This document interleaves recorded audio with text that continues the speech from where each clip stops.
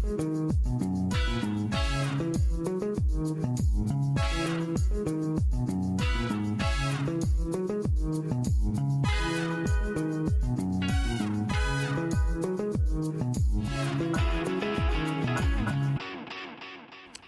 and welcome to this edition of Arts Alive Film. My name's Tony Lindsay. And I'm Tony Lloyd. And this week we talk about the phenomena that is 50 Shades of Grey. Where do we start? Where do we start? Well, we start by coming to a cinema. We went to see our preview with a cinema completely full of women. Yeah. I think we were the only two and it was men frightening, in there. folks. It's not as frightening as the film itself, I have to say. This is the E.L. James novel, adapted by Kelly Marcel, obviously directed by Sam Taylor Johnson. So the women have all the Nowhere Boy, of course, the early life of John Lennon. But the women have all the control in this movie, except when it comes to the story, of course, which pitches Dakota Johnson against Jamie Dornan as the enigmatic Christian Grey. Yeah, absolutely. And she is a hapless student, innocent in every way. Yeah, a lit grad. And she goes to interview Mr. Grey at Grey Towers. Yeah. Can I say Grey Towers? Well, it's in the movie. that big imposing the statue. big imposing statue, biggest in the city. Yeah, you know what I'm saying. It's full of those. So she interviews him, and for some reason, he's intrigued with this pencil biting. Oh, let's cut to the chase. He's intrigued enough to start stalking her. Okay, he invades her personal space. Yeah. He turns up at parties. He takes over her drinking habits, her everything about her, and then he tries to coerce her into signing a contract that will sort of submissive dominator. He's the dominator and she's the submissive. Yeah, like his namesake Dorian Gray. He has a secret place, a room where he keeps, in this case, it's chains and whips. And now, potentially, here's where it should get interesting to those with that inclination. But what I found, that you're here for a certain reason, is to see the titillation of whatever they're going to get, you're going to see. But the thing is, I thought they'd be enjoying it far more than they actually did. I thought. Yeah, absolutely. It all seemed a little bit tame. Yeah, okay. But this isn't Bertolucci. This isn't Last Tango in Paris. And this it's certainly not Postman Always Rings Twice. Or... No, Postman Always Rings Twice. There's passion on the screen, absolutely. Folks. 9.5 weeks, Adrian Lynn. It's not even that. And that was a flashy, trashy 80s movie. Yeah. Listen, I mean, if you like, sorry for interrupting. No, sorry. If you like the book, you're obviously going to be intrigued and watch the film. But I don't think the film is. I don't think it's honest filmmaking. The dialogue is laughable. The characterization is flat. I mean, if you're going to titillate, show it. At least deliver. Of course, yeah. But the women go full frontal. The men don't. It's typical Hollywood double we standards. Spoke to some of the audience members after the show. The women, and a lot of the women just said, "Well, that's the way it's always been now." Yeah. I thought that was sad. But a couple of women said this is a female fantasy, and when we questioned them further, they said no. The idea that somebody will sweep us off our feet, take control in terms of monetary rather than sexual angle, as it were. But Seamus McGarvey's cinematography shoots the things in metallic grey, leaves it cold, and that's I think that's one of the things. There's no passion. It's cold. It is subversive. It seems to sanction this stalking of women. But if you want the real experience, go and buy some rope. Yeah, absolutely. I mean, no, did not like this film at all.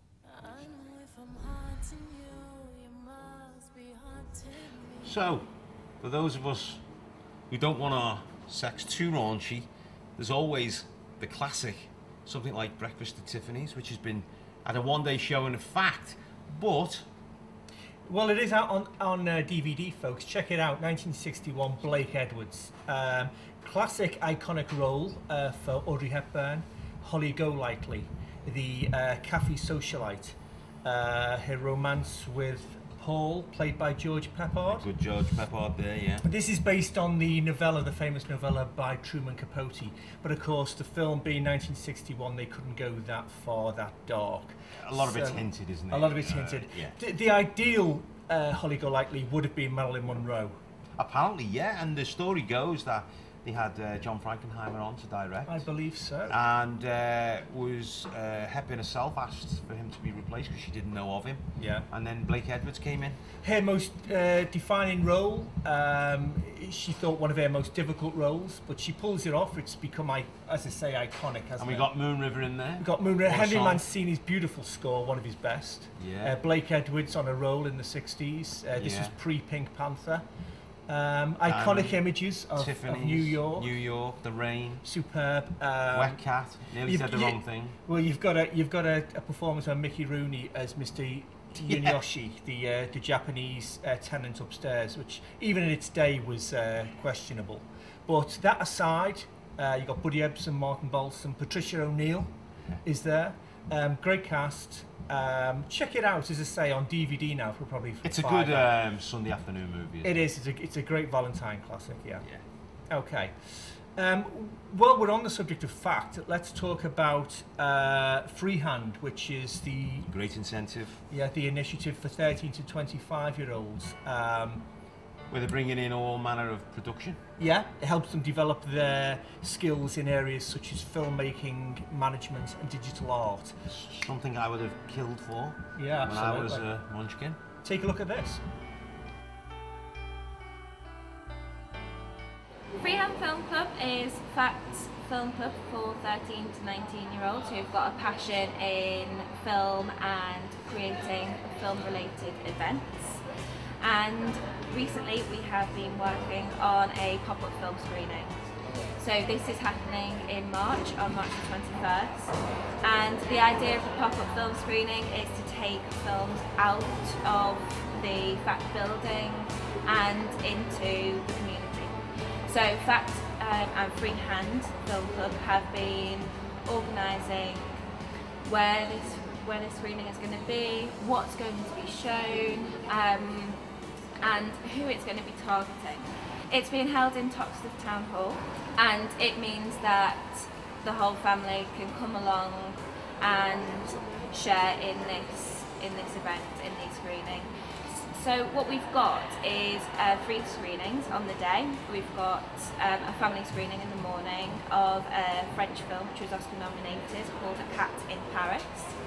We've got in the afternoon a young people's film, which is Scott Pilgrim versus the World. And in the evening for the older teenagers, we've got Submarine, which is the film directed by Richard Ayoade from 2010, which has got a bit of a kind of cult following at the moment, and the young people are really, really excited about showing that film in particular. The day is completely free. So anyone can book onto any one of the 3 screenings, or all if they want to, and we'll have loads of events and activities going on during the day. So when the screenings aren't happening, you can come along, play some games, get involved. You know, it's a place to hang out with your friends, and it's a cheap day on a Saturday, and it's an alternative to, say, going somewhere else in town, and it's kind of integrating the community as well. So that's really exciting. It starts at 11 on the 21st of March, and the last screening will be around 6 o'clock in the evening. So you can book onto the event via the FACT website. So we will be accepting bookings on there. Of course, you don't have to pay. You don't have to pay a booking fee either. Or you can drop into the Toxteth Town Hall and ask them about the event there, and you'll be referred onto us for tickets. Well, Freehand certainly looks exciting. If you're 13 to 25, get down to FACT, check that out. Yeah, after the break, we're going to be talking to Sam Roberts, Carlie Rice, 2 independent filmmakers on the up, and made their last short on 35mm. See you after the break.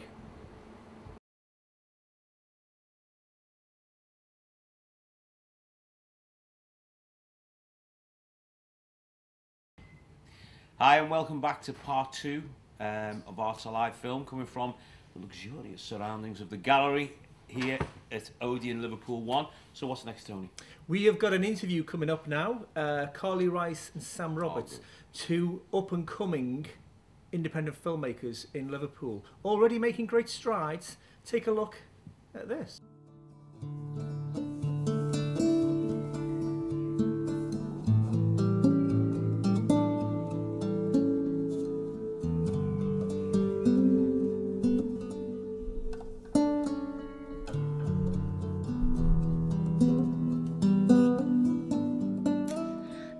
I work at Liverpool Hope University and Sam was a student at the university, so once he graduated we just started doing a bit of work with the director that we've worked with before, with a few of the other graduate students. Okay, so how long have you been working together now then?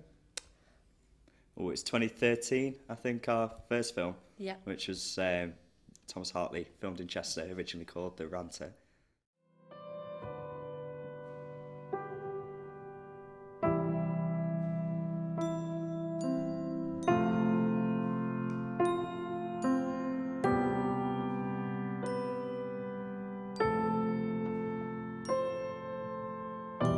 Well, the film follows a man called Thomas Hartley. He's a resident in a old people's residential home, despite being about sort of 50 years old, I'd say. And he's sort of struggled with sort of injuries and depression and a whole sort of range of sort of issues in his life. And the director found him and thought, oh, what a fascinating character, like I could build a story around this man. So the film basically follows Tommy doing activities that he's basically done in his real life and shared with the director. It follows quite sort of a non-linear sort of pattern. It's sort of quite episodic in its style, so it goes from sort of follows him sort of as he goes on these wanders around Chester through looking at all the rich houses and sort of what else? The stadium. And the stadium, of course, yeah. So he's got this sort of really ambitious plan to build a stadium, despite having very little money at all. In fact, he can't even afford to put his electric on 2 or 3 nights of the week. You know, to see the struggle that he has day in, day out. You know, he lives in darkness for 3 days of the week because he can't afford electricity. And now, you know, he's actually, from when we made the film, he has been moved to another to another house, or another flat. But you know, he's struggling, and they're all right. And you know, the government are now imposing this bedroom tax, and you know, it's just cutting them deeper and deeper. You know, and there's a lot of people struggling out there. Lord, I want to thank you for Tommy, and I lift him up to you, Lord. I ask that you would help him and lead him out of all his different trials and difficulties. That is what we want to build our production company on, is social, realist issues that people are dealing with, day in, day out. I'm not a panic. I can see. It's the way things have worked out for me. I'm part of this society. I'm part of this community. I could have helped. I could have done something. I could have been somebody. You've got to rebuild this community with love. I try and help you get a performing arts stadium, and you don't know me, but you know him with his little blue rosettes, and he doesn't care about you, and he doesn't care about you, and he doesn't care about you. I can see I'm part of your society. Back with Thomas Hartley, one of the things that sort of drew us to the project was that it was very current. So it was just coming out around the sort of time of the spare bedroom tax and everything. 2014 obviously marked the start of the centenary of World War I. So it was a very sort of hot issue at the time in terms of the subject of soldiers and signing up to war and what's it all for. So it seemed like a very current and relevant film to get involved with.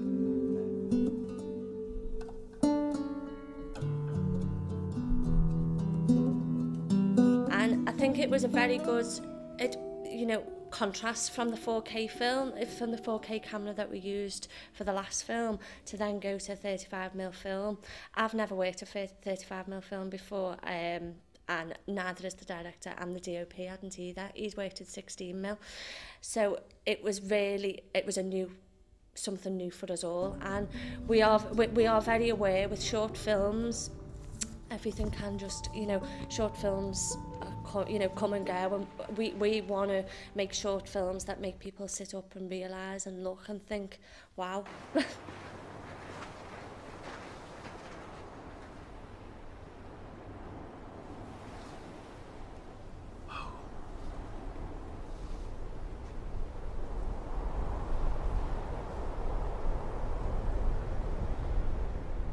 Okay, so The Slain is based on a Thomas Hardy poem called Souls of the Slain. It's basically the story of returning soldiers as they've made their way back to the country, back to the UK, and they are coming, they have arrived back on shore and are now sort of deciding what their next steps are. Do they go back to their wives, their families, their parents, or do they go on into the unknown? Been back already? Yeah. What did you see? What's going on?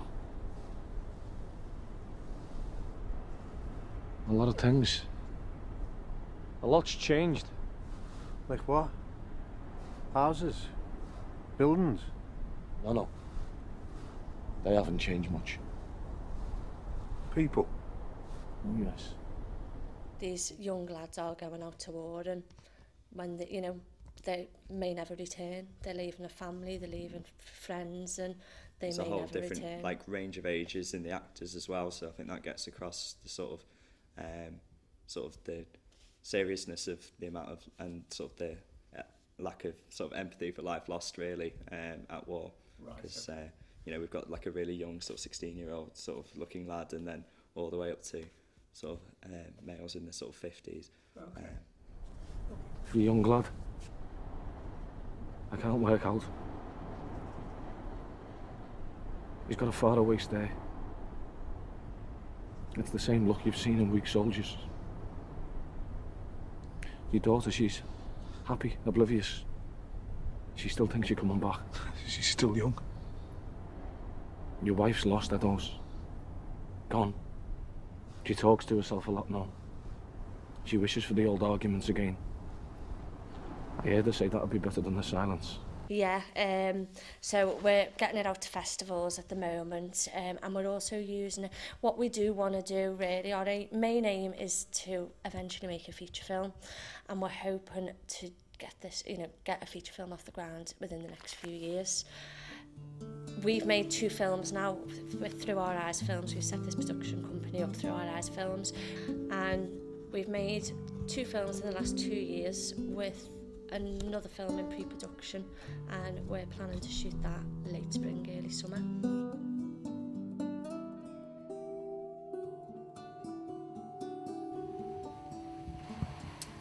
Well, what a team they are. Yeah. We wish them every luck, Carlie and Sam, though I don't really think they're going to need it because they're doing well. Yeah. It's good to keep an eye on them. Absolutely. Okay, well, our DVD reviews. This week, it's The Maze Runner. What do you Next think of this franchise. one? Next franchise in the young adult literature genre. Very much. I quite enjoyed it. Yeah, very much in the Hunger Games vein. It has touches of Twilight about it. It has touches of what's the other one? The other Hunger Games one with Kate Winslet in Divergent. Yes. Divergent. It's a kind of it's a cross between them, but this has a real strong start. It's the first hour is really it sets the whole thing up. The premise: young Thomas, played by Dylan O'Brien. Well, it starts off in a sort of service lift. Yeah. This guy waking up and suddenly he's in a community, in this grassed area surrounded by walls, and then we have this strange maze. Straight out of Lord of the Flies. Absolutely. And he realises that he's surrounded by this maze, and nobody has escaped from the community because they are imprisoned here. So why are they there? Why are they there? What's the function? Lots of questions. Build up. And then the second half is not as satisfying, is it? Not really. I mean, you got some good. You got a good adversary there. Yeah. The Grievers. The creatures within the maze. But of course, this is directed by Wes Ball, who himself is a visual effects artist and a graphic visually designer. and it looks great, doesn't it? Absolutely, yeah. But as I say, first half better than the second half. The second half full of exposition. The denouement is not really that strong, setting it up for the second instalment, which arrives this September, by the way, folks. So, neither of us have read the books, but no. Yeah, we've got Kaya Scodelario as the female interest, but she doesn't really do anything. No, maybe that's for later. Yeah. But on the whole, I think if you're into that type of thing, I think for a youth audience, you'll love it. Yeah. Okay, folks, well, that's it for this week. Just time before we go to tell them about the Liverpool Liftoff Film Festival. Great, yeah. You haven't got long, have they? They haven't got long, no. The deadline to submit your films is February the 20th. Yeah. For all those who just want to come along and watch the films, submission is free, okay? Now, if you've got a film, forget about your budget. They're not interested in big budgets or in massive advances in technology. And they're not worried what camera you're on, if you're on SLR and all this. There's none of that elitism or whatever. Here's the what motto. They are interested in. Here's the motto. Look beyond the gloss, put talent before technology. So story is relevant. Story is king, yeah. Can't knock that. As I say, they're dedicated to the discovery and development of new up-and-coming talent. If you've got a film and you're entitled to a 25% you've got to have a special code. The code is Liverpool Indie. Look at the bottom of the screen now. That's the code you have to punch in and send with your submission. Okay? Do it, yeah. Storytellers, do it. And in the meantime, we'll see you next week. See you then. Take care.